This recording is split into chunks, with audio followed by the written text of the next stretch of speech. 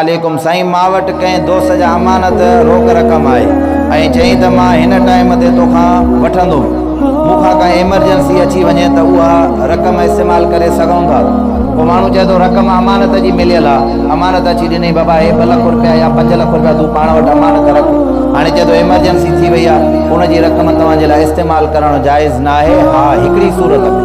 उहो माण्हू तव्हांखे मालिक जेकॾहिं इजाज़त ॾिए थो भई इस्तेमालु कर त ॿी ॻाल्हि आहे, ॿी ॻाल्हि सम्झो। अल अमानत ला युज़मनु, अमानत वारी रक़म में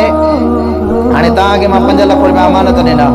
तव्हां हितां निकिरी ॿाहिरि घर वञो था रखण जे लाइ, विच में चोर अची वियो, तव्हांखे 5 लख रुपया खसई न, अमानत ख़तमु, अॻिले जा पैसा ख़तमु थी विया, तव्हां मोटाए न ॾींदो। हाणे जॾहिं तव्हां हुन माण्हू खां इजाज़त वठंदो त पोइ इहा अमानत न रहंदी, हुन तुंहिंजा पंहिंजा पैसा तोखे ॾिना आहिनि, तूं हुन मां कारोबार करे थो, पाण तोखे इजाज़त ॾिए थो, ठीकु आहे, अला जॾहिं माना कर्ज़ वारी सूरत थी वेंदी, पोइ अला जॾहिं मूंखे ज़रूरत में पवंदा मां तोखां वठंदुमि, बाक़ी अमानत